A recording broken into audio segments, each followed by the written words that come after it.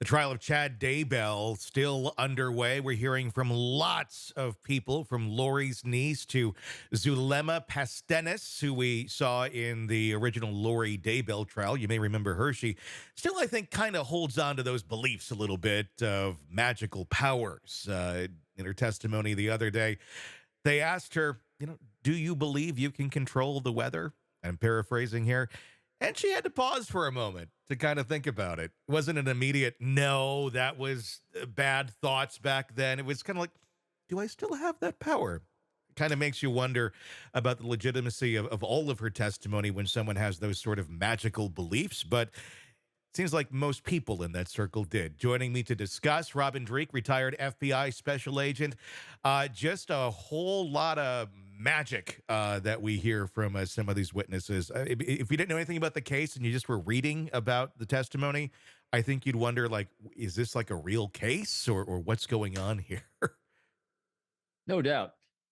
What continues to strike me about this is, Chad is pretending and stating that he had the ability to, have commune with the other side through this magical portal that tells him about evil spirits and all these things and gives him knowledge of events coming up. That's why he could predict the deaths of people and all that. I truly don't think he believes his own words. Yeah. I think he was doing it as one big ploy, but the tragedy in this whole thing is everyone else around him believed every piece of garbage that came out of his mouth because he seemed completely rational with a complete lack of empathy with dealing with any human being except serving his own needs. And I think that just keeps getting highlighted more and more. It's interesting listening to these testimonies because it clearly undermines the individual's credibility. Mhm. I think when people are getting up there saying about controlling weather and dark spirits and all that, but at the same time, it might undermine them, but it's really undermining Chad. Yeah.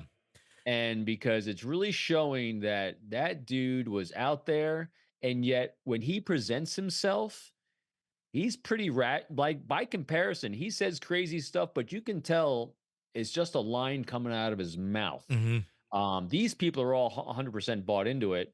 He, he, and that's why when we talked last time, if he goes on to stand, that'll be really interesting. He's like a doofus who realized the power that he wielded to Yeah. these followers, and I think he realized he could say almost anything to them and they would go along with it. And that Yep. like totally was something different for him in his life, because I think he's kind of lived a life of mediocrity and just was, nobody gave a crap about what he said or what he did, but suddenly he has this power and he went and used it. And it's not just Lori was the ringleader here. Lori was nuts, but she was nuts because of her own issues. But I think, was nuts enough to believe anything that Chad would say. Lori's niece was on the stand, Melanie Pulowski, talking about some of the castings that Chad Daybell was putting out there. And I also find it interesting because we're going to hear about the relationship that was going on or was being groomed at the time. Let's take a look. Would you say at some point you developed a close relationship with Chad? Yes. At some point, did you eventually begin referring to him as Dad? Yes.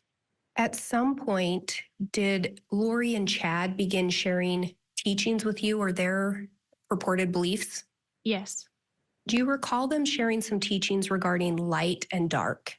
Yes. Do you know where those ideas were originating from? I believe they came from Chad.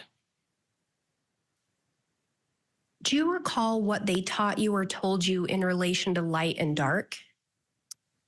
From what I remember, Chad was said to have a gift to spiritually discern, and he could see light and dark, or if a person had good intentions, but that he could see through and had that gift.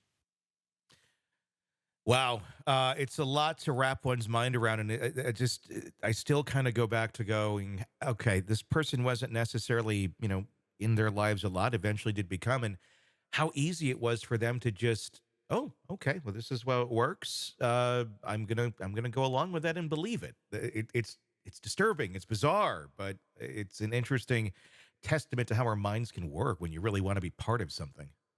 I think this is fantastic. And here's why. when we were looking at the Lori case and they were prosecuting her, they painted her to be the charismatic nut job that Mhm. she is. And I thought they were going to be able to use that as a defense for Chad saying she's a charismatic nut job.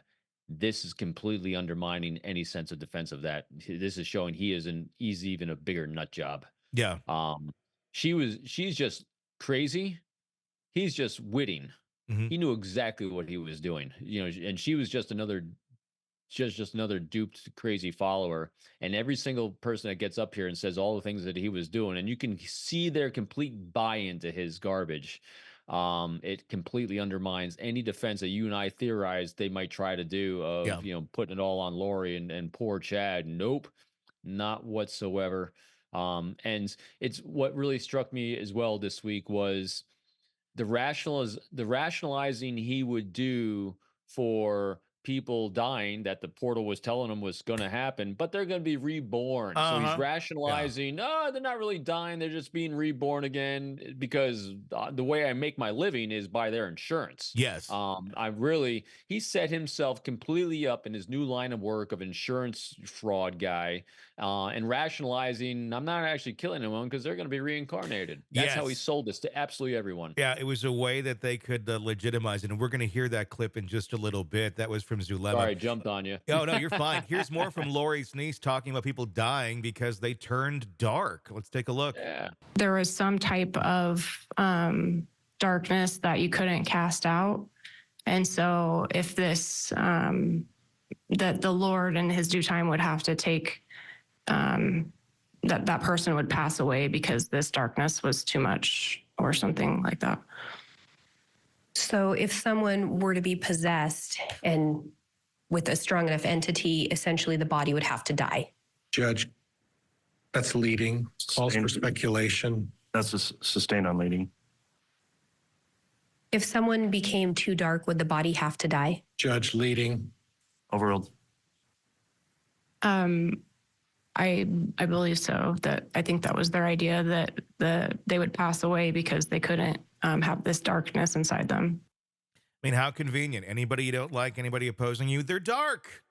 They're gonna have to die. It's the Lord's will.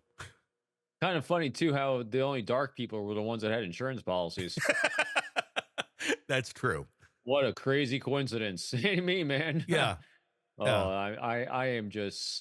I am so glad that they have all these people coming up on a stand because they're not coming up to defend anything. They're coming up to really show the maliciousness, the nastiness of this individual and both of them together and what the level of destruction they caused. And continue their teachings of their crazy is continuing to negatively impact all these lives. Just look at the buy-in she has to all these things. Oh, completely. Tragedy. Here she is talking about the labeling of course, here's another opposing force, law enforcement, as they started to be investigated of, well, they must be dark too. 'Cause what else would they be? At some point, did you have conversations with Chad and Lori about law enforcement? Yes. What did they tell you in relation to law enforcement? They told me that law enforcement was corrupt and that they were after them and that they couldn't be trusted. At some point, do you recall if specific law enforcement officers were identified as dark by Chad and Lori? Yes. Who were those officers? Detective Aramisio and I want to say Detective Hope. Is that? I'm not sure if that's right. There was somebody who was related to Tammy's family, I think. Makes you wonder what sort of plots they were going and working behind the scenes to eliminate those officers if they had a chance. They really did a great job of explaining away death to their followers so that they would never be questioned. Mm-hmm. I mean, it was insanity genius is what that was, because then when people started dying and disappearing, including their own children, they were able to explain it all away on a belief system that they're already indoctrinated into. Mm-hmm. And then it just verified to their followers that, hey, look, I'm a soothsayer. I can see the future because I said they were dark, and look, oh my gosh, they died. Oh, what a what a coincidence! It's the Lord's will. It's how it should be. It's interesting. Melanie's husband, Ian, took the stand to talk about some of the strange religious beliefs. And the one that he kind of questioned about Chad, and then kind of said to Melanie, we may want to back away from these two a little bit. Here's his testimony. In addition to, giving me a blessing, or saying, they approve of me marrying Melanie, they gave me a religious blessing. Was anything strange about the religious blessing to you? It was unorthodox based on the LDS beliefs that I held at the time. He talked about shielding me with light, removing dark weapons from me. Initially, were you somewhat open to some of the ideas she was sharing? Yes, How long did you remain open to those ideas? until the night we got married. What changed that night? The weight of what she was sharing, the implications of what she was sharing, it was just hearing that she feared that Tylee and JJ may have been in danger at that time, and the behavior that she was seeing from Chad and Lori at that time. It's amazing how long it takes for some individuals to kind of go, hey, maybe this isn't all it's cracked up to be.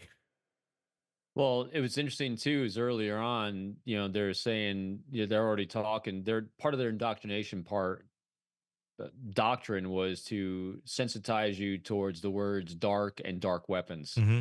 That way they could set you up for whatever way they needed you to go down. In other words, I guarantee you, if they found out that he had a great insurance policy, oh my gosh, we tried purging you of your dark weapons, but they've overcome you. Uh-huh. And it's that's what would have happened. Yeah. I mean, it's not that complicated when you look at it from Chad's perspective. I mean, it just seems twisted. They add all the magical beliefs in there. But for Chad, it's just like, well, we got to do this to justify this, to make them think that. I mean, it's all about manipulating people.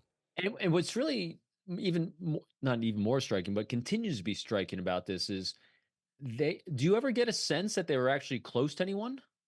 No. No matter what the familiar relationship was, there's no one in their entire family, as evidence that they killed their own kids, that was immune from the dark forces or the darkness coming at you if you had something they wanted or you stood in their way. They feel like there was zero relationship that could survive them. It feels like a multi-level marketing scheme relationship in some ways, where it's like 100%. It's just there for our own benefit, and you'll get the benefits too. Just wait and see. I guarantee you, at some point, if they hadn't been caught, that part of the indoctrination into their cult would be that in order to come into our cult, you have to come in with an insurance policy. Yes, and the assets must be signed off to Chad and Lori. Should yes, something and that happen. way we will decide at some point whether you're full of the darkness or the lightness. And if we start having some financial issues, I guarantee you're going to be going down the dark road. Exactly. Hey, thanks for checking out the video. Be sure to follow us wherever you download podcasts, and especially Apple Podcasts, where you can get advanced episode and premium content on our premium channel right there. Also, be sure to follow us on social media so you don't miss any breaking updates on the stories that matter to you most. We're on TikTok, X, Instagram, Facebook. Just search Hidden Killers Podcast with Tony Brueski, and you'll find us right there. Again, thanks for watching.